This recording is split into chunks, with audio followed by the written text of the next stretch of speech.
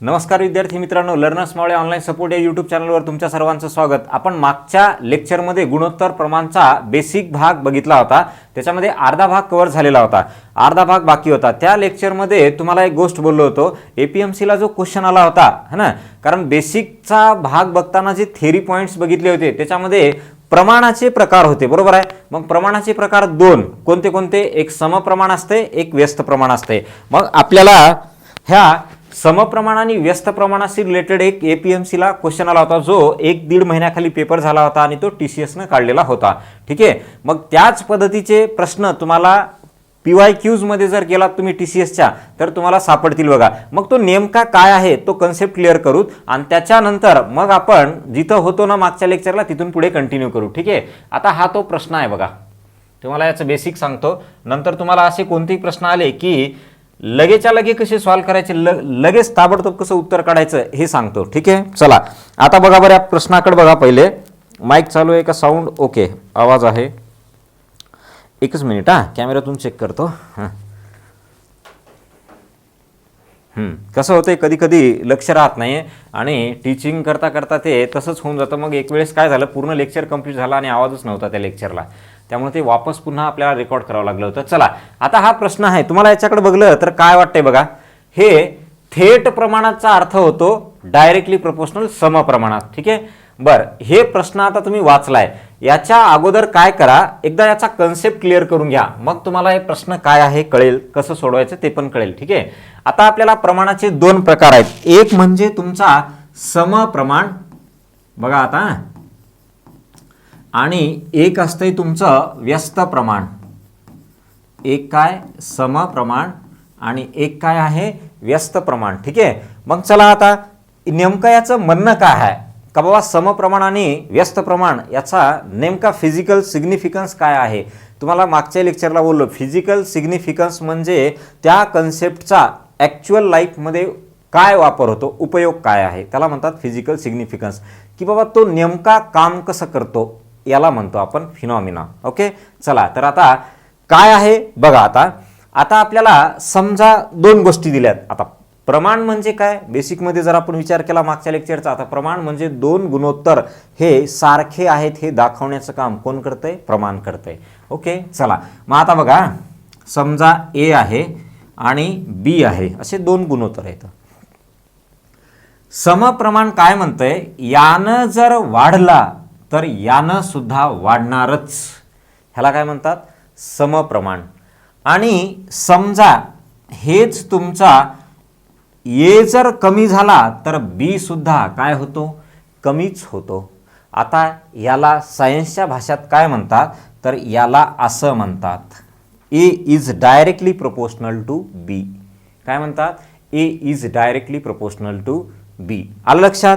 चला आता याला मी लास्ट स्टेजला एक मांडणी करून देतो. जसं ए डायरेक्टली प्रोपोर्शनल टू कोण बी, तसं असं म्हणायचं A1 भागिले A2. आता हे A1 काय आहे, 2 काय आहे हे मी थोड्या वेळानं लगेच सांगतो तुम्हाला. ए प्रोपोर्शनल, A1 कोणाच्या प्रोपोर्शनल असणार आहे, B1च्या. A2 कोणाच्या, B2च्या. आता बघा, याला इकडे घेऊन जा, याला इकडे घेऊन जा, हे काय दिसेल मग तुम्हाला, A1 B2 त्याच्याकडे गेला, इकडं A2 वरी गेला आणि त्याला कोण आहे सोबत, B1. म्हणजे याचा अर्थ हे असं होणार. ओके. आता हे कसं ओळखायचं का बा ते समप्रमाणात आहेत का व्यस्त प्रमाणात आहेत. वरचं कुठलाही भाग न ध्यानात ठेवता समजा तुम्हाला डायरेक्ट प्रश्न आला आणि लवकर उत्तर काढायचं असेल तर तुम्हाला हे लास्टवालं कामाचं आहे. याच्यात किती लोक आहेत, 2 लोक आहेत. आता 1-2 काय असते, 1 म्हणजे प्रश्नात सुरुवातीची दिलेली माहिती आणि 2 म्हणजे नंतरची दिलेली माहिती. संपलं, एवढंच आहे. ओके. मग बघा बरं, A1 दिसतंय, B2 दिसतंय. हे काय आहे, 1 आहे, हे काय आहे, 2 आहे. बरोबर आहे. बरं, मला एकदा व्यस्त प्रमाणात मांडू द्या, मग तुम्हाला कम्पेअर करायला सोपं जातं आणि समजायला पण सोपं जातं. या आता व्यस्त प्रमाणात समजा ए आहे, हा बी आहे. ए जर वाढला तर बी कमी होतो. कोणत्या प्रमाणात, व्यस्त प्रमाणात. समजा ए जर कमी झाला तर बी काय करतो, वाढतो. बी काय करतो, वाढतो. आलं लक्षात. मग ए जर वाढला तर बी कमी होतो आणि ए जर कमी झाला तर बी वाढतो. म्हणजे काय, एक वाढतंय तर एक कमी होतंय, एक कमी होतंय तर एक वाढतंय. बरोबर आहे. याचं म्हणणं असं आहे. बरं, याला सायन्सच्या भाषेत असं दाखवतात, इनव्हर्सली प्रपोर्शनल. ह्याला काय म्हणायचं? Inversely proportional. ठीक आहे. मग आता याला लिहिताना मी डायरेक्ट ही स्टेज लिहितो. हे मधला एक स्किप करतो, हे वाला अशा टाईपचं. कारण A1 याच्या भागाकारात काय असते? B1. A2 याच्या वरी काय असते? B2. मग हे B1 A1 सोबत येतात, B2 A2 सोबत येतात. मी डायरेक्ट मांडतो पहा आता. तर A1 B1 equal to A2 B2 हे कोणासाठी? व्यस्त प्रमाणात जर असतील तर त्यांच्यासाठी. हे कोणासाठी? व्यस्त प्रमाणात असतील तर त्यांच्यासाठी. आलं लक्षात? मग हे आता कसं लक्षात ठेवायचं पहा. जेव्हा तुम्हाला ते व्यस्त प्रमाणात असतात तर 1-1 वाले सोबत लिहायचे, म्हणजे काय? A1 B1. आणि जेव्हा ते समप्रमाणात असतात तर 1 आणि 2 वाले सोबत लिहायचे. व्यस्त प्रमाणात असतील तेव्हा सारखे सारखे सोबत लिहायचे, म्हणजे काय? 1-1 आणि 2-2 जवळजवळ हे सोबत लिहायचे. इथं पण मात्र समप्रमाणात काय? 1 त्याच्यासोबत कोण असणार? 2. तिकडं 2 त्याच्यासोबत कोण असणार? 1. आलं लक्षात? मग आता यांचा वापर करून, हे तुम्हाला तुमच्या याच्यामध्ये वर्कबुकमध्ये लिहायचं आहे, यांचा वापर करून तुम्हाला या प्रश्नाचं उत्तर काढायचं आहे. कसं? पहा. ए हा बीच्या थेट प्रमाण. थेट म्हणजे समप्रमाण. चला बोला. हे 1-2 कळालं का तुम्हाला? काय आहे? बरं, अगोदर 1-2 सांगू. हे प्रश्न वाचताना तुम्हाला जे दिसते ना सुरुवातीची माहिती, त्याला म्हणायचं B1 C1 A1 B2 C2 A2. हे असं असतंय म्हणणं. ठीक आहे. मग चला आता प्रश्न वाचा. ए हा बीच्या थेट प्रमाणात. थेट प्रमाणात याचा अर्थ काय? समप्रमाणात. आणि समप्रमाणात म्हणलं की दोघं वेगळे वेगळे बाजूला. याचा अर्थ काय? A1 B2. तर पुढं काय? A2 B1 लिहू शकता. ठीक आहे. चला आता हे कोणाच्या बाबतीत झालं? एच्या बाबतीत. पण तोच ए सी सोबत कसा आहे? व्यस्त प्रमाणात. आणि जेव्हा व्यस्त प्रमाणात असतात त्यावेळेस ते दोघं काय लिहायचे? सोबत लिहायचे. कोण? 1-1 वाले सोबत. काय? 1-1 वाले सोबत म्हणजे सारखे सारखे सोबत. जसं 1-1 सोबत 2-2 सोबत. हे केव्हा असं असतंय? जर व्यस्त प्रमाणात असेल तर. मग आता ए हा डायरेक्ट सी सोबत कसा आहे? व्यस्त प्रमाणात. म्हणजे A1 असेल त्याच्या बाजूला कोण असायला पाहिजे? C1 असायला पाहिजे. आणि A2 याच्या बाजूला कोण असायला पाहिजे?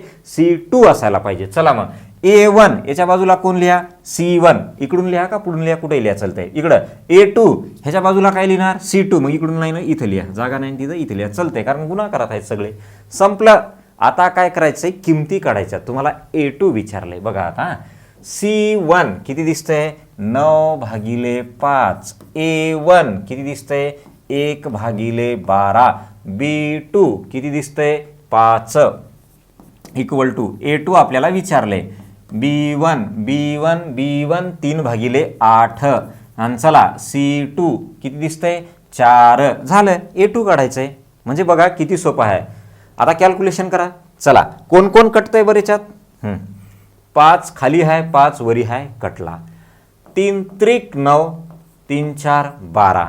इकडं भाग द्या. 4 1 4, 4 2 8. ठीक आहे. आता तुम्ही वरचे इकडं 3 आहेत, वरी इकडे 3 आहेत, कट करू शकता. का? कारण हे गुणाकारात आहेत, हे पण इकडे गुणाकारात आहेत. मग तुम्ही डायरेक्ट 3 1 3 3 1 3 कट करू शकता. जर नसेल करायचं तर भागाकारात घेऊन चला. चला आता इकडं कोण उरला? वरी फक्त 1 उरला. खाली कोण उरला? 4 उरला. इकडं जो भागाकारात 2 आलाय तो 2 इकडे ह्याला वरी जाईल. आणि इकडं कोण शिल्लक राहिलं? मग A2. चला बे 1 बे 2 4 म्हणजे लास्ट आन्सर काय आलं? 1/2. आणि हा होता आपला पहिला पर्याय. कळालं? 1/2. कळालं का? हे महत्वाचं आहे बघा. कारण याच्यामध्ये तुम्हाला कोणताही प्रश्न दिला ह्याच्यासोबत थेट प्रमाणात, त्याच्यासोबत व्यस्त प्रमाणात, तर तुम्हाला ती मांडणी करता आली पाहिजे. काय? मांडणी. आणि परीक्षेला हे 3 वाले येतात परीक्षेला. म्हणजे काय? ABC. कोणतं कोणासोबत थेट प्रमाणात आहे, कोणतं कोणासोबत व्यस्त प्रमाणात आहे, याच्यानुसार तुम्ही ती मांडणी करायची. काय करायचं? व्यस्त प्रमाण म्हणलं की सारखे सारखे बाजूला, 1-1 बाजूला. हे बघा 1-1 2-2 बाजूला. व्यस्त प्रमाण झालं. समप्रमाण जर असेल तर काय? 1-2 बाजूला, 1-2 बाजूला. कळालं? ओके. चला हां. आणि 1-1 काय आहे, 2-2 काय आहे, हे कसं आहे तर प्रश्नात सुरुवातीची दिलेली माहिती म्हणजे 1-1, नंतरची दिलेली माहिती म्हणजे 2-2. आलं लक्षात? चला या आता जाऊत आपण काल जो पोर्शन बघितला होता मागच्या लेक्चरला त्याच्या पुढे या. आता प्रश्न महत्त्वाचा आहे बघा. हे म्हणजे एका प्रश्नामध्ये तुमचा हे समप्रमाण व्यस्त प्रमाण काय असते ह्याचा कन्सेप्ट क्लिअर झाला, ह्याची मांडणी कशी करायची ते पण क्लिअर झालं, आणि त्याच्यावर कसा प्रश्न येतो ते पण क्लिअर झालं. आपल्याला एवढंच पाहिजे, काय स्पर्धा परीक्षेत एवढंच पाहिजे. थोडंसं आपण काय करतोय, प्रश्नांची संख्या कमी करतोय, कारण आपल्याला मॅक्झिमम टॉपिक आहेत ना कवर करायचे, तर त्याच्यामुळं पहिली शिफ्ट तर आता आपली झालेलीच आहे. आता दुसऱ्या शिफ्टपर्यंत आपल्याला बरेचसे चॅप्टर कवर करायचे, तर त्याच्यामुळं हे प्रश्नांची संख्या कमी करतोय. ओके, मी जे म्हटलंय ना, जेवढे प्रश्न आहेत ना आपल्याला तेवढं तर मी करणारच आहे. त्याच्या तर आणखी त्याच्यामध्ये काय वाढ करता येईल ते बी करणार आहे. भलेही मग ते एक तुम्हाला तलाठी भरतीला तेवढा पूर्ण फायदा जर नाही झाला, चॅप्टर तर पूर्ण कवर करणार आहे मी, म्हणजे सेकंड शिफ्ट सुरू होईपर्यंत, बरोबर आहे, परंतु प्रश्न थोडेसे कमी करणार आहे. ओके, म्हणजे जास्त प्रश्न घेण्याच्या ऐवजी पूर्ण टाईप कवर होतील कमी प्रश्नात, असा आपण प्लॅन करतोय. ओके, चला त्याच्यानंतर मग पुढचा प्लॅन काय आहे ते तुम्हाला मी सांगतो कसं करणार आहे. कारण मी या तुमच्या ज्या काही आता वेळ मिळेल ना आपल्याला, या वेळेमध्ये माझ्याकडे जे काही आता मी जेवढी मेहनत केली मागच्या 2 महिन्यात ते डाटा तयार करण्यासाठी, तर ते पूर्णच्या पूर्ण मी वापरणार आहे, मी घेणार आहे याच्यामध्ये. ठीक आहे, त्याच्यामुळं ते आता दोन्ही कामं चालू होतील. जेव्हा आपली तलाठी भरती कंप्लीट होईल ना, त्यावेळेस दोन्ही कामं चालू होतील. कोणतं, पोलीस भरतीचं पण होणार आहे, आणि TCS IBPS हे तर तुम्हाला आता कंटिन्यूच आहे, कारण दुसऱ्या कंपन्या कोणत्या घेणार नाहीत परीक्षा, ह्याच घेणार आहेत. त्याच्यामुळे TCS IBPSचं जे आपलं टार्गेट आहे ते तर मी कंप्लीट करणार आहे. पोलीस भरतीचं पण त्याच्यासोबतच कंप्लीट करणार आहे. म्हणजे जे विद्यार्थी पोलीस भरतीची येणाऱ्या 24ला जी पोलीस भरती होणार आहे त्याच्यासाठी जे तयारी करताय ना, त्यांचा पण त्याच्यामध्ये फायदा व्हावा. आणि दुसरी गोष्ट तुम्हाला असं नाही करणार, आता काय यूट्यूबला हे पूर्ण चॅप्टर कवर करणार आहेत आपण, फक्त काय करणार आहोत, थोडंसं कमी क्वेश्चन घेणार आहे. त्याच्यानंतर बाकीचे जे लेक्चर असतील ना, ते ज्या पद्धतीनं तुम्हाला स्टार्टिंगला म्हणलं होतं, ते आताही काही विद्यार्थ्यांचं म्हणणं होतं, तर त्या पद्धतीनं मी ते तुम्हाला देणार आहे. ओके, त्यावर बोलूत आपण नंतर, पहिले आपल्याला वेळ नाही, आता हे कंप्लीट करू. चला, झालं हे. या आता आपल्याला जायचं आहे, काल जो पोर्शन आपला शेवटला आला होता ना त्याच्या पुढे जायचं आहे. या आता कुठं होतं बघा, हा झाला होता भाग, हा पण झाला होता. हां, आता हे मध्यम पद. आता आपल्याला याच्यामध्ये काय करायचं आहे, मध्यम पद, तृतीय पद, चतुर्थ पद असे आहेत ना पदं काढायचे आहेत, आणि याचा वापर पुढे TCSनं कसा केलेला आहे ते आपल्याला कळेल. कारण एका याच्यावरनं आपल्याला TCSनं एकच प्रश्न विचारला, त्यात मागचे 2 टाईप कव्हर झालेत. त्याच्यामुळे आपल्याला ते दोन्ही टाईप अगोदर कव्हर करायचे, नंतर त्या TCSच्या प्रश्नांकडे जायचं आहे. आलं लक्षात? चला या आता आपल्याला हे मध्यम पद काढायचं आहे. आता तुम्हाला आहे ना थोडंसं मी एक वाक्य लिहितो, मग तुम्हाला कळेल मध्यम पद काय असतंय. चला या. आता बघा, समजा ABC या तीन संख्या प्रमाणात असतील,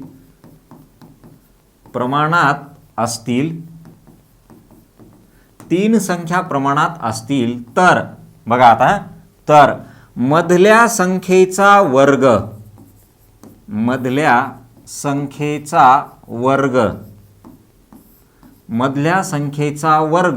हा इतर 2 संख्यांच्या गुणाकारा इतका. बघा आता, गुणाकारा इतका. हां, इथपर्यंत तुम्हाला सर्व दिसतंय क्लिअर. ओके, हां आले. इथं काय शब्द आहे, गुणाकारा इतका असतो. काय म्हणलंय, मधल्या संख्येचा वर्ग इतर 2 संख्यांच्या गुणाकारा इतका असतो, बरोबर आहे. आता पुढचं एक वाक्य बघा, मधल्या संख्येला इतर 2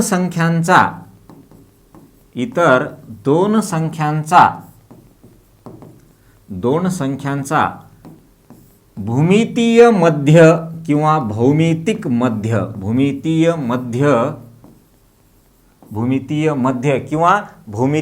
ज्याला जॉमेट्रिक मीन म्हणतो आपण, है ना. भूमितीय मध्य किंवा त्यालाच काय म्हणतो, भौमितिक मध्य, किंवा त्यालाच असं म्हणतात मध्यम पद.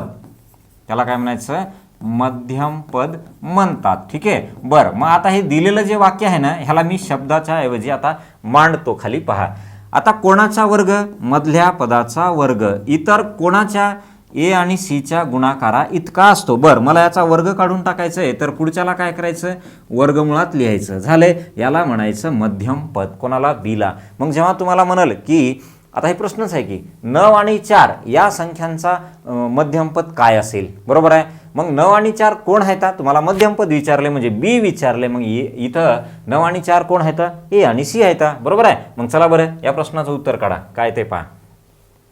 मध्यमपद बी इक्वल टू वर्गमुळात 9 गुणिले 4. हां चला, वर्गमुळात 9 4 36, बाहेर काय आलं 6, म्हणजे यांचं मध्यमपद काय आलं, या दोघांचं 6 आलं. मध्यमपद काय 6, हा पण बेसिकचाच भाग आहे. हां आपण आजचं लेक्चर पूर्ण हे बेसिकमध्येच जाणार आहे, याच्यानंतर मग आपल्याला काय यांच्या आधारावर प्रश्न, पण हे बेसिकचेच प्रश्न डायरेक्ट परीक्षेला आलेले आहेत. त्याच्यामुळं ह्याला फक्त बेसिक पण म्हणू नका, कारण हे बेस लेवलचे क्वेश्चन पण आपल्याला आलेले आहेत. ठीक आहे, चला हे पूर्ण तुम्ही लिहून घ्यायचं आहे आणि महत्त्वाचं आहे बघा हे. ओके, चला या आता. हां आता फास्टमध्ये कव्हर करूच चल हे पुढचे प्रश्न, कारण तुम्हाला कळालं मध्यमपद काय आहे. सेम याच पद्धतीनं तुम्हाला तृतीय पद एक सांगतो पुढे. या आता 0.9 आणि 1.6 यांचा काय काढायचा आहे, भूमितीय मध्य, आणि भूमितीय मध्यलाच काय म्हणायचं, मध्यमपद, म्हणजे याचा अर्थ बी इक्वल टू चला वर्गमुळात 0.9 गुणिले 1.6. तुम्हाला थोडंसं बेसिकचा एक कन्सेप्ट क्लिअर पाहिजे, कोणता, दशांशाचा गुणाकार कसं करायचं. हां या आता दशांशाचा गुणाकार कसं करतात बघा. तुम्हाला पहिल्यांदा काय करायचं, समजा तुम्हाला हे इथून दशांश काढला तर कोण दिसतंय 9, इथून काढलात कोण दिसतंय 16, मग दशांश काढून टाका, संख्या कोण दिसतात 9 आणि 16, त्यांचा गुणाकार आला 144. बोला किती संख्या सोडून दशांश, 1, याच्यामध्ये पण 1, दोघांच्या मिळून 2, 2 संख्या सोडून दशांश द्या, दिला. आता काय करायचं बघा, समजा मी याचा दशांश काढला, आता इथं परत काय आलं, दशांशाचं वर्गमूळ कसं काढायचं. समजा मी याचा दशांश काढून टाकला, मला दशांश दिसत नाही, तर काय दिसतंय 144. कोणाचा वर्ग आहे 12चा, म्हणजे त्याचं वर्गमूळ काय आलं 12. ओके बरं, किती संख्या सोडून दशांश आहे 2. वर्गमूळ काढताना वर्गमुळाच्या बाहेर जेव्हा काढतात तेव्हा आतमध्ये 2 संख्या सोडून आहे ना, बाहेर आलं की 1 संख्या सोडून, म्हणजे त्याच्या निम्म करायचं, निम्म 2 संख्या सोडून बाहेर आल्या आणि किती 1 संख्या सोडून, मग 1 संख्या सोडून दशांश. आलं लक्षात. हे बेसिक जो भाग आहे ना अंकगणिताचा, हा त्याच्यामधला बेसिकचा भाग माहीत पाहिजे बघा. आता पोलीस भरतीचं जेव्हा बॅच असते त्यावेळेस मी पहिले जवळपास 500 ते 600 प्रश्न ह्या बेसिकवरती अगोदर त्यांच्याकडून क्लिअर करून घेतो, म्हणजे जे पुढं बेसिक लागणार आहे ते सुरुवातीलाच त्यांचं क्लिअर असावं. ठीक आहे, चला आता नेक्स्ट फास्टमध्ये सांगा. आता काय म्हणले, एक संख्या कोण, समजा जसं ए आणि सी होतं ना, तसं त्यापैकी ए म्हणूत, एक संख्या आणि 20 यांचा मध्यमपद 50 आहे, बरोबर आहे. आता मला सांगा मध्यमपद म्हणजे कोण, बी, आणि त्याचा वर्ग इक्वल टू काय असते, इतर 2 संख्यांचा गुणाकार असते, बरोबर आहे. मग मध्यमपद किती दिले 50, 50चा वर्ग इक्वल टू एक संख्या आपल्याला दिलेली नाही पण दुसरी संख्या दिली 20. आले, चला याचा वर्ग किती, कसं करायचं वर्ग, 5चा वर्ग 25, किती शून्य आहेत 1, त्याच्या डबल करा 2, हे 20 काय करा भागाकारात आणा, इक्वल टू काय ए. चला 0 0 कटला, 250 भागिले 2, कोणत्याही संख्येला 2 न भागणं म्हणजे डायरेक्ट निम्म लिहिणं त्या संख्येच्या, म्हणजे काय लिहिणार 125, म्हणजे उत्तर काय आलं 125. उत्तर काय आलं 125. ह्याचे पर्याय का लिहिलोय मी याच्यात बेसिक मधल्यांचे, तर हे प्रश्न जशाच तसे TCSला आलेले आहेत म्हणून. ओके, आणि बाकीचा जो बेसिक भाग आहे म्हणून आपण कव्हर करतोय. चला या आता नेक्स्ट. आता तेच आहे काय आहे, 3 संख्या प्रमाणात असतील तर कंडिशन काय, मधल्या संख्येचा वर्ग, आणि मधली संख्या कोण आहे, मधली संख्या दिसते मला इथे 5, म्हणजे 5चा वर्ग किती 25 इक्वल टू इतर 2 संख्यांचा गुणाकार. मग सांगा आता 25ला 25, च्या 5ला इकडं आणा, 4ला इकडं आणा, मग भागिले 4 झाले इक्वल टू काय x, म्हणजे काय 25 भागिले 4. कळालं, म्हणजे भौमितिक मध्य विचारलं काय, मध्यमपद विचारलं काय, आणि त्याचाच हा दुसरा भाग आहे, तो म्हणजे 3 संख्या प्रमाणात असतील तर म्हणले. ओके चला या आता पहा नेक्स्ट. सोपा भाग आहे तर हा फास्टमध्ये कव्हर करू. चला पुढे जायचं आपल्याला भरपूर आणखी. या आता 3 संख्या प्रमाणात असतील तर p इक्वल टू काय, मधल्या संख्येचा वर्ग, कोणाचा वर्ग 7चा वर्ग, कोणाच्या गुणाकारा इतका, इतर 2 संख्यांच्या गुणाकारा इतका, म्हणजे काय 49. 3ला खाली आणा भागिले 3 इक्वल टू काय p, म्हणजे p ची किंमत काय आली 49 भागिले 3 आली, 49 भागिले 3. चला आलं लक्षात. नेक्स्ट साधा पोर्शन आहे हा. फक्त तुम्हाला हे भौमितिक मध्य काय आहे हे कळणं गरजेचं आहे, कारण याच्यावरती आधारित पुढं थोडेसे आपल्याला वेगळ्याच टाईपचे क्वेश्चन विचारलेले आहेत त्यांनी, तिथं ही माहिती लागते, तिथं हे नॉलेज लागते. चला या मधल्या संख्येचा वर्ग, कोणाचा वर्ग, एक्सचा वर्ग, ते त्याला स्मॉलमध्ये लिहूत हां, एक्सचा वर्ग इक्वल टू इतर दोन संख्यांच्या गुणाकारा इतका असतो. मग हे काय आलं तुमचं 8. बरं, एक्स इक्वल टू काय, वर्गमुळात 8. आता मला सांगा ह्याला काय करता येते बरं, ह्याला काय करता येते सांगा बरं, किंवा इथंच तुम्ही डोकं लावलं असतं तरी चाललं असतं. कसं पहा, एक्स इक्वल टू वर्गमुळात काय 4 गुणिले 2. आता बोला बरं याच्यापैकी कोणाचं वर्गमूळ काढता येतं, 4चं, किती 2, मग 4चं वर्गमूळ 2 आलं, 2चं निघतं का नाही, तसंच ठेवा, म्हणजे 2 वर्गमुळात 2. एक्सची किंमत काय आली 2 वर्गमुळात 2. ठीक आहे, चला नेक्स्ट. आता हे सॉरी हे 4 संख्यावाला आलंय आपल्याला, हे आता नाही आहे, हे पुढे आहे. ठीक आहे, याला थोडंसं स्किप करूत. आता आपण जाऊ तृतीय पद काय असते, काय तृतीय पद काय असते. ठीक आहे, आता बघा तृतीय पद काय भानगड आहे. लिहिलं, मागचं क्लिअर झालं. ओके, या आता हे तृतीय पद काय असते, अगोदर या प्रश्नाचं सोल्युशन सांगूत म्हणजे तुम्हाला तिथेही कन्सेप्ट क्लिअर होईल. पहा, तृतीय पद घेताना तुम्हाला 2 संख्या प्रमाणात असतात. ओके, आणि त्यांचं तृतीय पद विचारते. मग आता 4 व 8चे तृतीय पद कसे काढायचे बघा.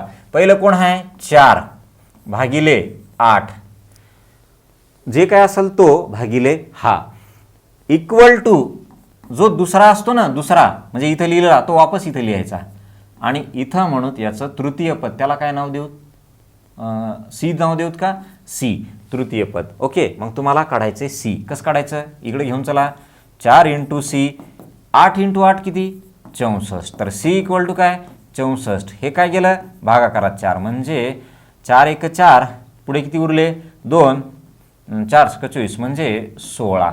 तर यांचं तृतीय पद काय आलं 16 आलं. ठीक आहे, बरं आता याला समजा मी असं मांडलं, काय समजा मी असं म्हणलं ए कॉमा बी चे तृतीय पद, चे काय तृतीय पद, ए कॉमा बी चे तृतीय पद काय लिहिणार बघा, ए भागिले बी, वापस बी लिहायचं, आणि इथं तृतीय पद सी म्हणून समजा. मग काय येईल बरं, सी गुणिले ए इक्वल टू बी इंटू बी, काय बी स्क्वेअर. मग तुम्हाला सी काढायचंय, तृतीय पद काढायचंय, तर काय येईल बी स्क्वेअर, आणि हे ए इकडे भागाकारात, म्हणजे याचा अर्थ हे असं होईल. ओके, तर याच्या आधारावरती तुम्हाला मध्यम पद आणि तृतीय पद एकाच प्रश्नामध्ये विचारले, त्या दोघांच्या कॉम्बिनेशनवर प्रश्न विचारलाय. ठीक आहे, चला नेक्स्ट. तृतीय पद कळालं काय काढायचं. ओके, चला यावर याचं सांगा आता. तुम्हाला समजा डायरेक्ट नसेल हे कळत तर एक एक मांडा. 7 भागिले काय 10 इक्वल टू काय 10 भागिले काय सी, सी इकडे घेऊन चला, सी इंटू 7, 10 इंटू 10 किती 100, तर सी काय आलं 100 भागिले 7, सी काय आलं 100 भागिले 7, किंवा बीचा वर्ग भागिले ए. आता ए असते पहिली संख्या, बी असते दुसरी संख्या, मग बीचा वर्ग म्हणजे 10चा वर्ग 100 भागिले काय ए झालं. चला नेक्स्ट.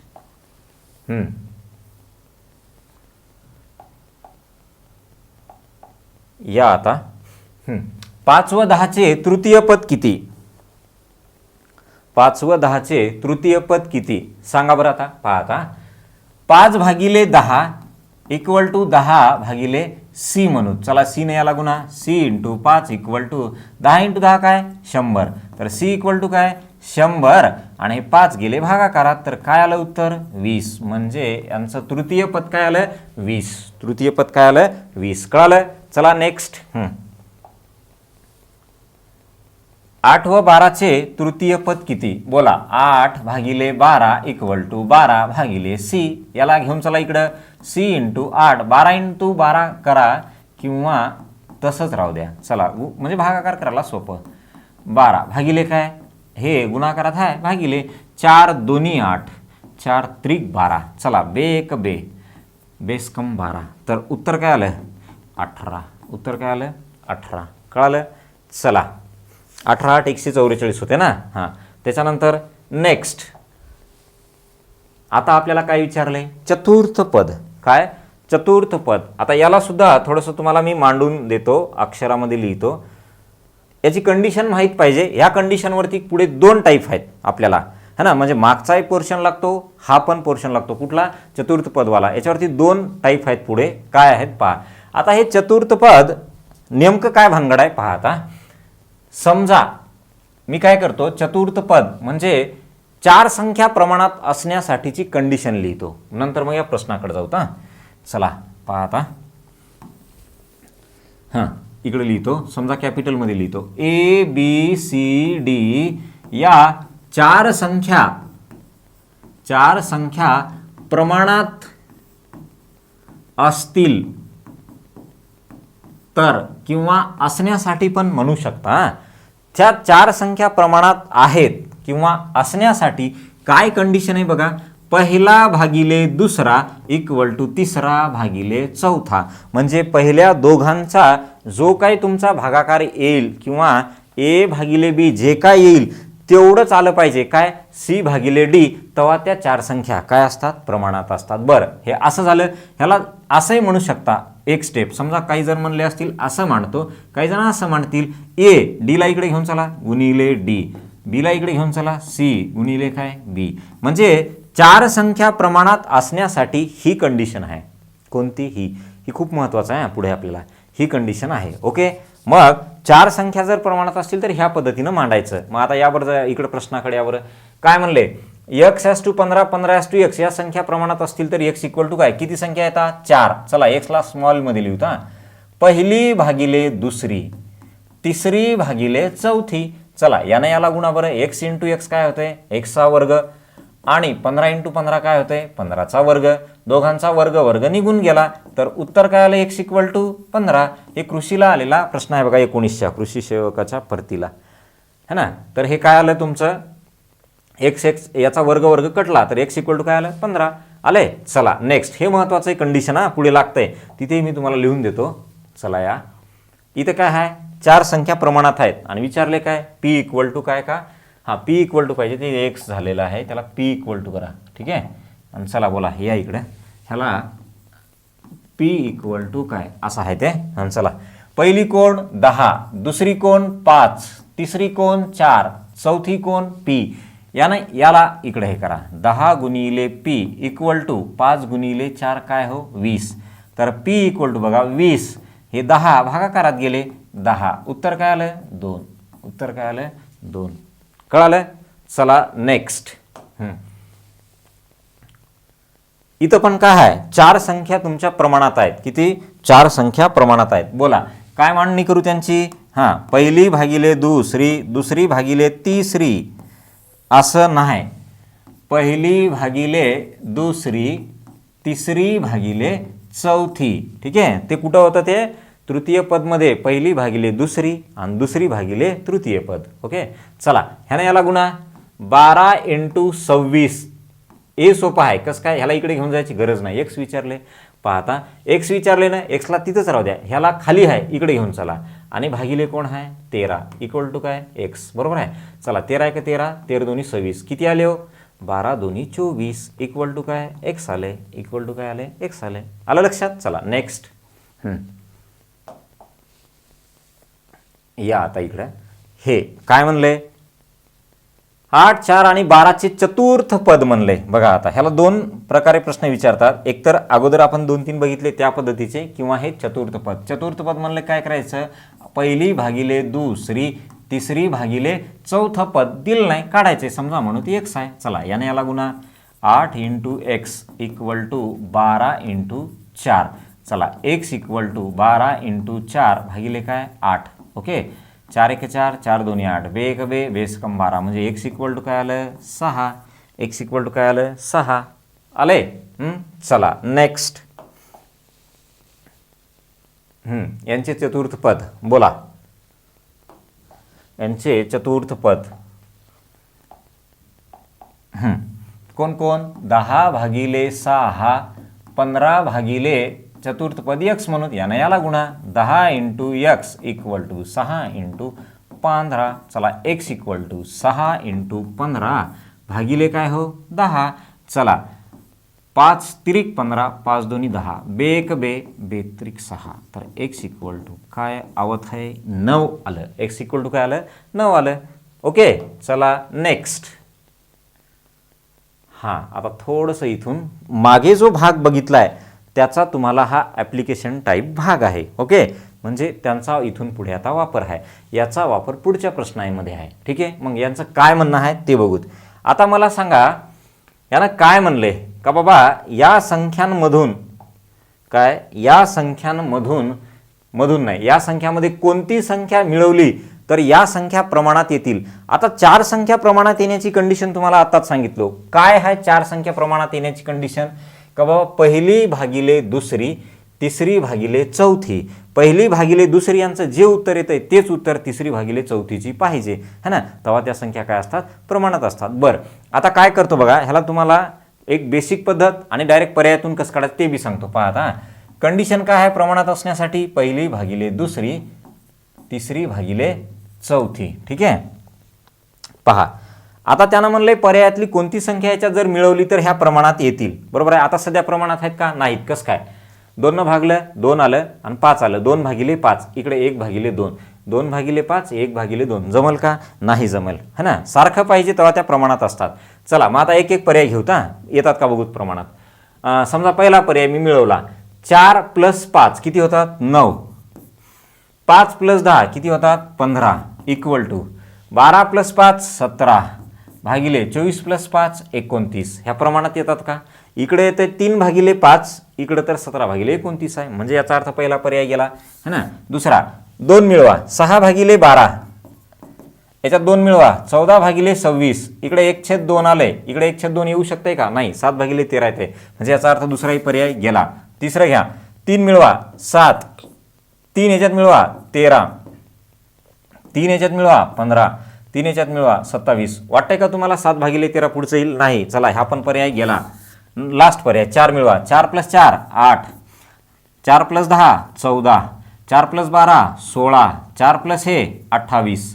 भाग द्या बरं इकडं, 4 2 8, सॉरी गंदीबात झाली, 2 न भाग द्यायचा आहे आपल्याला. हां, तर हे बेशुक 8 आणि हे काय आलं 7, म्हणजे 4 भागिले 7, इकडं 4 × 16 4 7 8, 4 भागिले 7 4 भागिले 7, म्हणजे याचा अर्थ चौथा पर्याय करेक्ट आहे. हे काय केलं आपण, पर्यायामधून जाऊन उत्तर काढलं. ओके, आता याच्यामध्ये बेसिक पद्धत पाहता आणि तुम्हाला बेसिकमध्येही दुसरं आणखी कमी कसं करायचं ते बी सांगतो. पहिल्यांदा बेसिकमध्ये बघा, आता या संख्यांमध्ये काहीतरी मिळवा तेव्हा ह्या काय करतात, प्रमाणात येतात. बरं, मग आपण काय करू, समजा यांच्यामध्ये मी x मिळवलं तर 10 + x इक्वल टू 12 + x, खाली काय 24 + x आलंय. प्रत्येकात जर मी x मिळवलं तर ह्या संख्या काय करतात, प्रमाणात येतात म्हणले. बरं, आता काय करायचं असतंय, यानं याला गुणायचं, यानं याला गुणायचं. थोडंसं तुम्हाला नंतर मी परत एक सांगणार आहे काय, की याच्या 50% कसं येईल काम. बेसिकमध्ये सुद्धा 50% येते काम. बघा आता पहिले यानं याला गुणून घ्या, 4 + x इंटू काय हो 24 + x, यानं याला गुणून घ्या, 12 + x इंटू काय हो 10 + x. चला तेवढ्या जागेमध्ये तुम्हाला मी पुढचं एक सांगतो काय करायचं तर. चला आता यानं याला गुणून घ्या, 24 × 4 किती 96 plus 4 × x 4x, x + 24 24x, x + x x². Okay, equal to यानं याला गुणून घ्या, 12 × 10 120, 12 × x 12x. भावनाकार इथं बरं या. त्याच्यानंतर x × 10 10x, x × x काय येतं x². ठीक आहे, x². आता काय करायचं, बरोबरीच्या चिन्हाच्या इकडं आणि तिकडं सारखी संख्या दिसणारी कट करू शकता. x² इकडे दिसतंय, x² इकडे दिसतंय, कटलं. आता काय करा, संख्या एकीकडं, x वाले एकीकडं. बरं, इकडे x किती होतात 4x आणि 24x 28x, इकडे किती होतात 22x.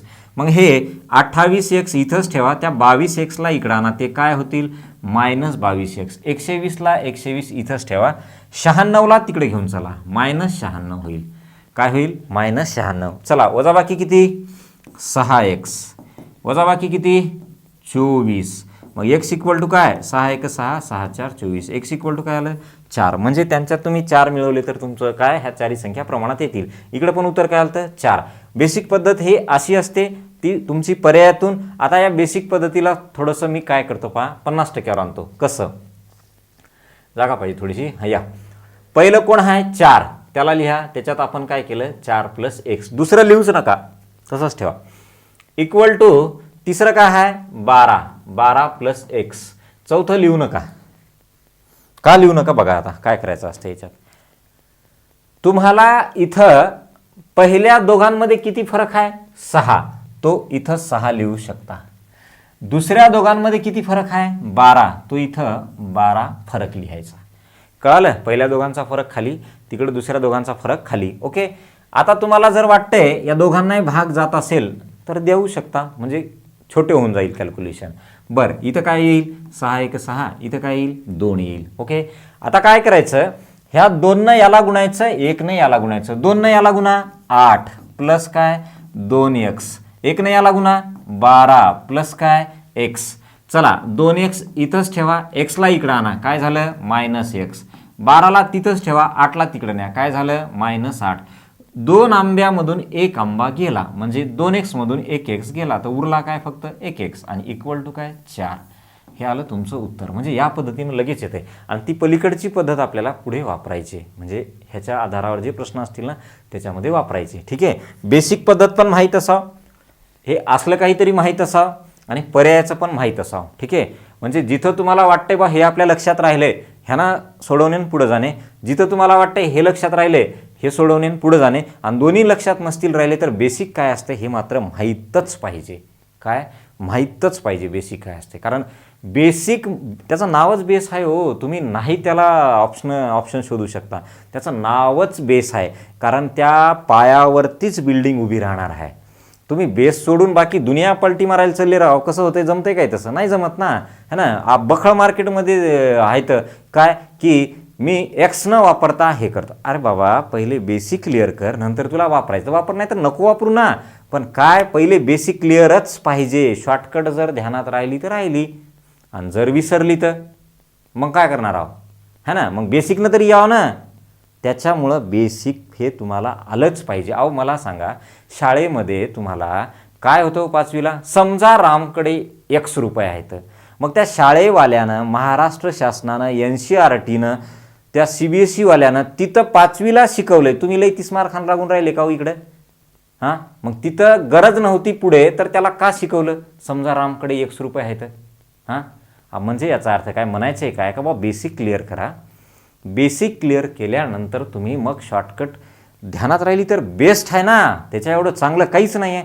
पण जर लक्षात नाही राहिली आणि शॉर्टकट म्हणजे काय असते, कधी विसरून जाईल सांगता येत नसते.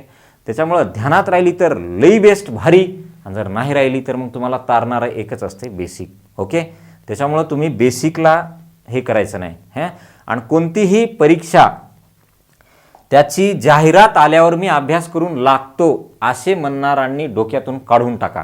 ओके, तुम्ही काय करायला पाहिजे, माझं तरी म्हणणं आहे, मी तेच पोलीस भरतीच्या पोरांसाठी आणि आपल्यासाठी सर्वांसाठी करणार आहे.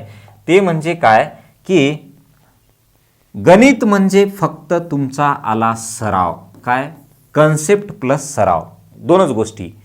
मग आपल्याला काय करायचं, म्हणजे मी काय करणार आहे पुढे, तर हे जे सराव शब्द आहे ना, तर असं नाही करायचं. दररोज 2 तास, काय दररोज 2 तास या पद्धतीनं बॅच 7 ते 8 महिने घेणार. मग बॅच काय घेणार 7 ते 8 महिने, दररोज 2 तास आणि 7 ते 8 महिने या पद्धतीनं जर चाललात ना, तर प्रत्येक टॉपिकला तुमचे जवळपास 600 प्रश्न कव्हर होत आहे. मी हे सर्व कॅल्क्युलेशन करून बसलो आहे. हे जवळपास तुमचे प्रत्येक टॉपिकला 500 ते 600 प्रश्न कव्हर होत आहे. मला सांगा, एका टॉपिकला तुम्ही जर 600 प्रश्न सोडवत असाल तर सराव कमी झाला का हो. आणि तेवढ्या सरावामध्ये पहिले तुमचं बेसिक पूर्ण क्लिअर झालं पाहिजे. ते बेसिक झाल्याशिवाय पुढे जायचं नाही. तेवढ्या सरावामध्ये तुमचा कुठला काय कन्सेप्ट राहील मला सांगा ना.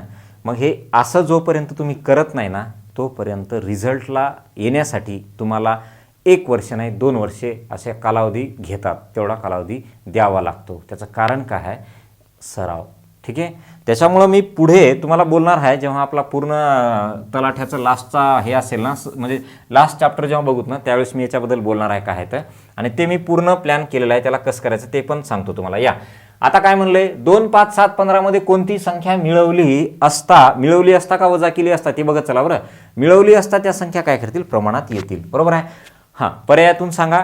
तुमचं पर्यायातून तुम्ही काढू शकता. मी तुम्हाला या पद्धतीनं सांगतो. पर्यायातून तुम्हाला सांगले मी कसं काढायचं. चला पहिलं लिहा 2 प्लस याच्यामध्ये एक्स मिळवली, खालची लिहू नका. तिसरी लिहा 7 प्लस याच्यामध्ये एक्स मिळवलं, चौथी लिहू नका. पहिल्या दोघांचा फरक किती येतो 3, दुसऱ्या दोघांचा फरक किती येतो 8. काय 8. आता बघा यांना कुणी भाग जात नाही, राहू द्या. 8 ने याला गुणा 16 प्लस 8x, 3 ने याला गुणा 21 प्लस 3x. चला बोला त्या 3x ला इकडे आणा. मग 8x मायनस 3x डायरेक्ट सांगा किती होतात 5x है ना, इक्वल टू 21 मायनस 16 डायरेक्ट सांगा किती होतात 21 मधून 16 गेले 5, म्हणजे x इक्वल टू काय आलं 1. कसं काय 5 1 5 5 1 5, x इक्वल टू काय आलं 1. तुम्ही पर्यायातला पण इकडे ठेवून जर बघितला तर तुमचं उत्तर तिकडे काय यावं, x इक्वल टू 1 यावं. किंवा काय मिळवलं तर प्रमाणात येतात, 1 जर तुम्ही मिळवलं तर काय येतात, त्या संख्या प्रमाणात येतात. चेक करायचं का पहा. हां बघा 2 प्लस 1, 5 प्लस 1, 7 प्लस 1, 15 प्लस 1, म्हणजे इथं काय आलं 3/6, 8/16. चला 3 1 3, 3 2 6, 8 1 8, 8 2 16, 1/2 इक्वल टू 1/2. आलं का बरोबर आलं, म्हणजे काय ठेवल्यानं आलं 1 ठेवल्यानं आलं. आलं लक्षात. चला या नेक्स्ट. आता 8 3 18 आणि परत 8 आहे. ह्या संख्यांमध्ये कोणती संख्या मिळवल्यास, म्हणजे इथं पण काय म्हणले मिळवल्यास म्हणलंय. ठीक आहे, वजा केल्यास म्हणलं ना तर तिथं वजा केल्यास लिहित चला बरं, म्हणजे लक्षात राहू द्या ते, नाहीतर प्रत्येक वेळेस मिळवसाल. डायरेक्ट सांगतो तुम्ही पर्यायातून काढून घ्या. या बेसिकनं सांगतो. 8 प्लस काय करा x, दुसरी लिहू नका. 18 प्लस काय करा x, त्याच्यामध्ये x मिळवली तर चौथी लिहू नका. ठीक आहे, पहिली लिहायची आणि तिसरी लिहायची, दुसरी आणि चौथी लिहायची नाही. ओके, आता बोला पहिल्या दोघांमध्ये कितीचा फरक येतो 5, दुसऱ्या दोघांमध्ये कितीचा फरक येतो 10. तुम्हाला वाटतंय आकडे मोठे होत आहे आणि याला भाग जातोय तर छोटं करू शकता 2. ठीक आहे, मग या 2नं याला गुणा 16 प्लस 2x, 1 ने याला गुणा 18 प्लस काय x, 2x ते मायनस x इकडं आणलं तर 18, 16 इकडं आणलं तर -16. याच्यातून काय गेले 2x मधून 1x गेला, नुसता काय राहिला x राहिला. चला x इक्वल टू काय 2, x इक्वल टू काय 2, म्हणजे ह्याचं उत्तर काय आलं 2 आलं. आले. चला नेक्स्ट. भरपूर प्रश्न कव्हर करायचे आहेत आपल्याला. या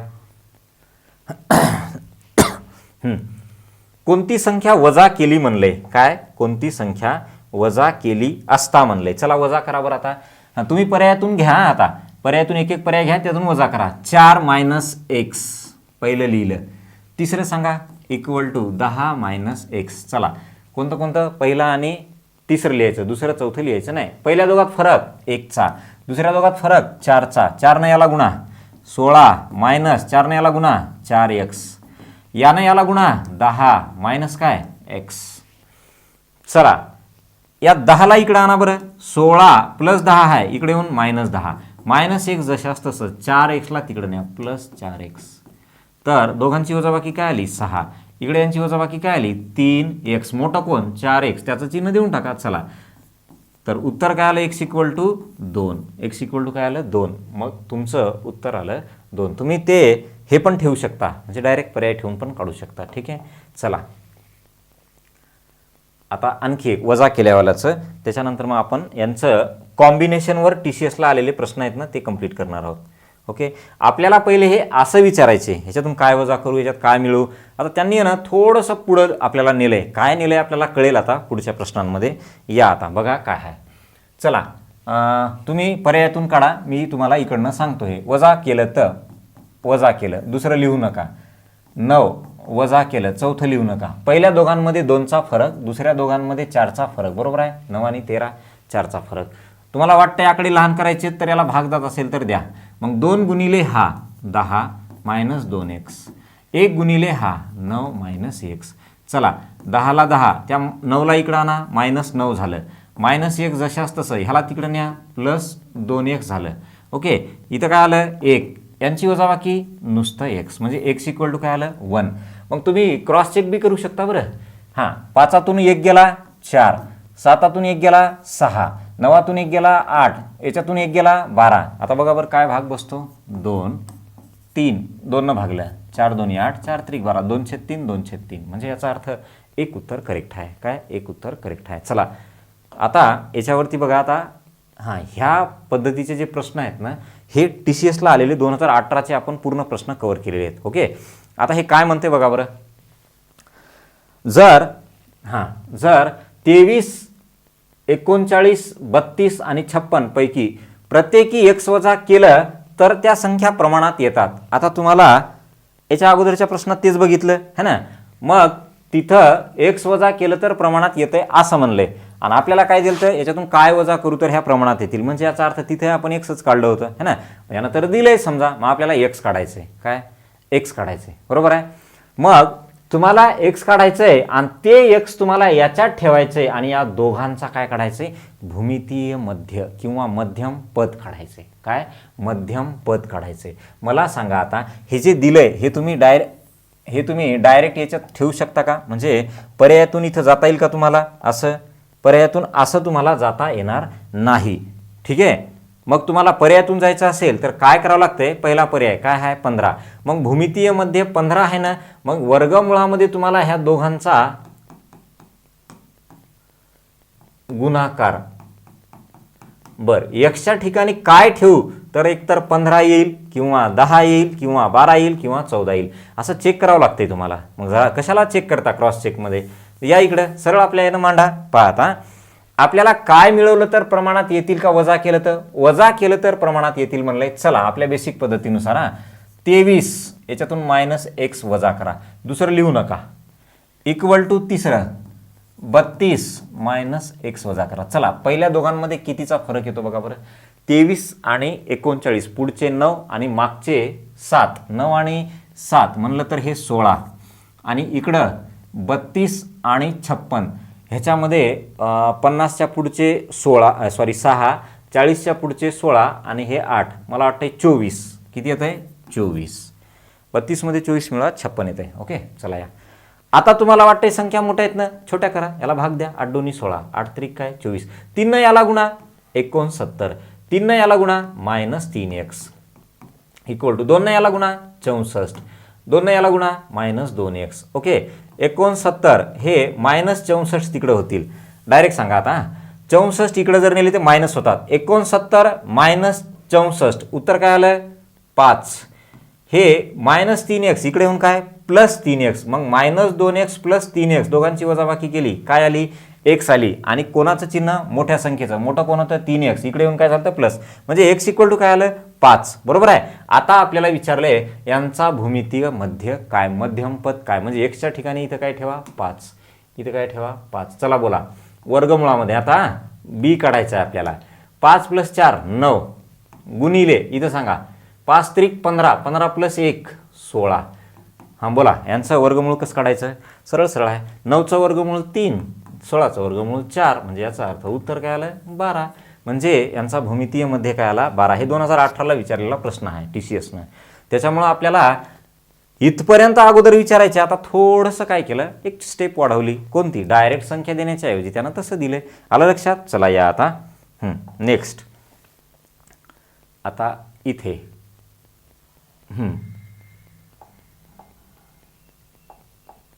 बोला आता काय म्हणलंय पहा. 12, 28, 21, 45 मधून वजा करावं का मिळवल्यास म्हणलंय त्या संख्या मिळणाऱ्या संख्या काय असतात प्रमाणबद्ध असतात. आता प्रमाणबद्ध म्हणजे प्रमाणात असतात. तर यांचा तुम्हाला मध्यम पद काढायचंय भूमितीय मध्य. चला आपल्या याच्यानुसार 12 मिळवायचंय +x. दुसरं लिहू नका. तिसरं लिहा 21 + x. चौथं लिहू नका. पहिल्या दोघांमध्ये कितीचा फरक येतो 16चाच येतो आणि दुसऱ्या दोघांमध्ये 21 आणि 45 मध्ये 24चा येतो. म्हणजे फरक तेवढाच येतोय बघा. चला सोपं करा लहान करा. 8 2 16, 8 त्रिक 24. त्या 3 न याला गुणा 36 + 3x. 2 न याला गुणा 21 2 42 + 2x. ठीक आहे. चला त्या 2x ला इकडे आणा. 3x - 2x. 42 ला 42. 36 ला इकडे न्या -36. काय आली वजाबाकी x. यांची वजाबाकी किती 6. म्हणजे x इक्वल टू काय 6. चला ठेवा x च्या जागी 6 इथं पण 6. यांचा भूमितीय मध्य काढा. काय येतो बघा बरं. भूमितीय मध्य वर्ग बी इक्वल टू वर्गमुळात किती येतं आहे 9, इकडे किती येतं आहे 6 गुणिले 4 24, 24 प्लस 1 25. सोपं. 3चं वर्गमूळ सॉरी 9चं वर्गमूळ 3, 25चं वर्गमूळ 5, म्हणजे उत्तर काय आलं 15. उत्तर काय आलं 15, म्हणजे 15 वाला करेक्ट आहे. आलं का लक्षात. हे 2018चे आलेले सर्व शिफ्टच्या याच्यातून आपल्याला काही प्रश्न मिळाले ते आपण कव्हर केले. आलं. चला आणखी नेक्स्ट पुढं बघूत काय आहे. हा पोर्शन संपला की आपण थांबूत, म्हणजे याचा अर्थ हां आणखी एक आहे या हे असे प्रश्न नेक्स्ट लेक्चरला घेऊत उद्याला. ओके. कितवा झाला आपला 15 झाला. ओके. हे या आता याच्यातून काय वजा केलं तर म्हणलंय पहा बरं. या आता जेव्हा 21 22 60 आणि 64 मधून काहीतरी वजा करा म्हणलंय. बोला. पहिली कोण 21, याच्यातून x वजा करा. दुसरी लिहू नका. तिसरं लिहा 60, याच्यातून x वजा करा भागिले चौथी लिहू नका. पहिल्या दोघांमधला फरक किती येतो बरं. 21 22 1, 60 आणि 64 4, यानं याला गुणा. 21 गुणिले 4 84 मायनस 4 गुणिले x 4x. इकडं काय 1 न गुणलं तर काहीच फरक पडत नाही, तसंच बरोबर आहे. हां चला आता 84 तिथंच राहू द्या, 60ला इकडं आणा. ते काय होतील -60 मायनस x तिथंच ठेवा, 4x तिकडं जाऊन प्लस होणार. अलीकडे वजाबाकी किती आली 24 आली है ना. 24 इकडे वजाबाकी किती येईल 3x. मोठं कोण 4x वालं, मग 4xचं चिन्ह. मग चला x इक्वल टू काय 3 8 24, म्हणजे x इक्वल टू काय आलं 8 आलंय. आता इथं ते 8 ठेवा बरं. इथं 8 ठेवा. 8 + 4 12. 8 भागिले 2 -1. 8 भागिले 2 म्हणजे काय आलंय 4. 4 - 1 काय येत आहे 3. काय आले 3 आले. मग आता तुम्हाला इकडे बघा काय काय म्हणले. 1 मिनिट हां कुठं काय राहिलं का बघा. 8 आणि हे किती आहे 4, हे तुमचं 12 झालं. म्हणजे वर्गमुळात काय 12 वर्गमुळात काय 12. आता इकडे ह्यांचं काय येते 2. 8 भागिले 2 म्हणजे 4. 4 - 1 3 गुणिले काय 3. वर्गमुळात काय आलं बी विचारलंय आपल्याला 36. 36 म्हणजेच काय 6. 36 म्हणजेच काय 6. म्हणजे उत्तर काय आलं 6. उत्तर काय आलं तुमचं 6. कळालं. ओके. हां आता नेक्स्ट जो प्रश्न आहे ना तो थोडासा वेगळा आहे. हे या पद्धतीचे कळाले तुम्हाला सगळे काय करायचं कसं करायचं. हा जो प्रश्न आहे हा भलतं काय काय कव्हर केलं यानं बघा. पी हे 3 व 9चे तिसरे प्रमाणपद आहे. तिसरेच म्हणलं की तिसरे म्हणजे याचा अर्थ तृतीय प्रमाणपद, तृतीय पद आहे. तर पुढे काय विचारले 6 पी आणि 4चे चौथे प्रमाणपद म्हणजे चतुर्थ पद काढायचे. म्हणजे याचा अर्थ तुम्हाला पीची किंमत माहीत पाहिजे. आणि पीची किंमत माहीत असण्यासाठी पी हे 3 9चे तिसरे प्रमाणपद आहे किंवा त्यालाच असं म्हणून तृतीय पद आहे. ओके. मग आता तृतीय पद काय असते तुम्हाला माहीत आहे बघा.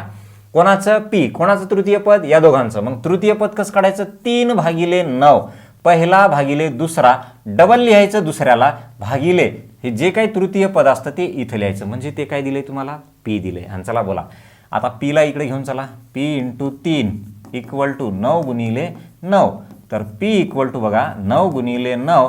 3 हे भागाकारात गेलं तर काय आलं 3 त्रिक 9 म्हणजे काय आलं 27. तर पीची किंमत काय आली 27. म्हणजे याचा अर्थ पीच्या जागी तुम्ही काय ठेवणार आता 27. म्हणून तुम्हाला त्यानं काय विचारले त्यानं असं विचारले 6 27 4 चे चौथे पद काय. आणि चला बोला. हां चौथे पद कसं काढतात 6 भागिले म्हणजे पहिला भागिले दुसरा इक्वल टू तिसरा भागिले चौथा काय म्हणू त्याला x म्हणून समजा. चतुर्थ पद म्हणजे काय x म्हणून. आणि चला बोला बरं. आता यानं याला गुणा x × काय 6 इक्वल टू 27 ने याला गुणा 27 × काय 4. तुम्हाला x काढायचे 27 × 4 हे भागाकारात 6. 3 दोन्ही 6 3 9 27 बे 1 बे बे दोन्ही 4 म्हणजे उत्तर काय आलं 18. उत्तर काय आलं तुमचं 18 आलंय. उत्तर काय आलंय 18. कळालं का हे कसं आलं उत्तर कसं आलं कळालं का. म्हणजे तुम्हाला इथं तृतीय पद आणि चतुर्थ पद एकाच प्रश्नामध्ये घातलेत सगळे. मग तुम्हाला तृतीय पद कसं काढायचं हे बी माहीत पाहिजे, चतुर्थ पद कसं काढायचं हे बी माहीत पाहिजे. तृतीय पदावरून तुम्हाला काय मिळतं पीची किंमत मिळते आणि ती पीची किंमत याच्यात ठेवली तर तुम्हाला चतुर्थ पद मिळतं. ते किती येतं तुमचं 18 येतं. आलं लक्षात. कळालं का हे काय भानगड आहे. ओके चला आले यस. आता या टाईपचे प्रश्न उद्याला आपण कव्हर करूत. हे भरपूर प्रश्न आलेले आहेत त्यांना. ह्या टाईपचे हे सगळे प्रश्न आपण उद्याला कव्हर करणार आहोत. ओके, आज आपण इथे थांबूत. जेवढा पोर्शन झाला तेवढा क्लिअर करा. उद्याला म्हणजे हे जमलास तर आजच आपलं पुढचं लेक्चर येऊन जाईल. आता आलं लक्षात? चला, आता हे जसं आपल्याला होईल त्या पद्धतीनं आपण कव्हर करूत. येणाऱ्या परीक्षेसाठी शिफ्ट मला वाटते 2 एक तर संपलीच आता, 2 शिफ्ट आणि 3 शिफ्टच्या पोरांना हे फायदा व्हावा यांचा. ओके, थोडेसे कमी प्रश्न कव्हर करणार आणि आपण चॅप्टर कंप्लीट करणार आहोत. कन्सेप्ट सगळे क्लिअर झाले पाहिजेत. ओके, आणि त्याच्यानंतर मग पुढची काय रणनीती आहे ते मी तुम्हाला सांगेल मग. ठीक आहे, चला झाले तर आता थांबूत आपण, भेटूयात नेक्स्ट लेक्चरला. धन्यवाद.